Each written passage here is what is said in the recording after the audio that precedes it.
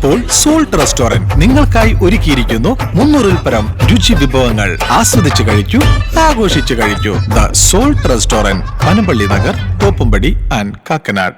Ernakulam government ഹോസ്പിറ്റലും 12ാം division കമ്മിറ്റിയുടെയും നേതൃത്വത്തിൽ സൗജന്യ നേത്ര പരിശോധന ക്യാമ്പ് സംഘടിപ്പിച്ചു.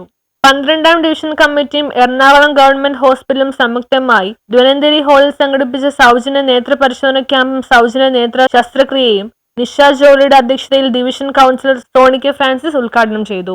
ഉദ്ഘാടനം പോലെ ഒന്ന് വെക്കാൻ എന്നാൽ പോലും നമ്മൾ കഴിഞ്ഞ ഒരു മാസം മുമ്പ് നമ്മൾ ജനറൽ മെഡിക്കൽ ക്യാമ്പ് വെച്ചിരുന്നിച്ച് അതിന് മുമ്പ് 2 പ്രാവശ്യം നമ്മൾ ഇതുപോലെ തന്നെ നേത്ര പരിശോധന ക്യാമ്പ് വെച്ച് ആരോഗ്യ ഇതുമായി ബന്ധപ്പെട്ട് പല രീതിയിലുള്ള ഡിവിഷനിൽ ഏകദേശം 10ഓളം ക്യാമ്പുകൾ നമ്മൾ നടത്തിയിട്ടുണ്ട്.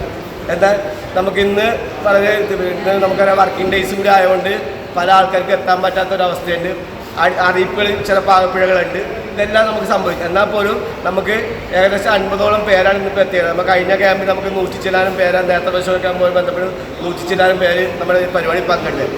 എന്നാൽ പോലും നമ്മുടെ ഡിവിഷനിൽ ആരോഗ്യപരമായി ബന്ധപ്പെട്ട് നമ്മൾ ഒട്ടേറെ പരിപാടി നടത്തുമ്പോൾ ആശാ വർക്കർ ലവിത നെൽസൺ സ്വാഗതം പറഞ്ഞു. Doctor BM Vijayakumari, district ophthalmic coordinator Jijo P Sadasivan എന്നിവർ സംസാരിച്ചു. ആശാ വർക്കർ ജോൺ അഞ്ജന നന്ദി പറഞ്ഞു. കൂടാതെ ആശാ വർക്കർമാരായ Rajeev Prasad, Reena, chairperson John Jancy, division committee അംഗങ്ങളായ സൗമ്യ ഗിരീഷ്, ധന്യ സുമേഷ് എന്നിവരും ക്യാമ്പിന് നേതൃത്വം നൽകി.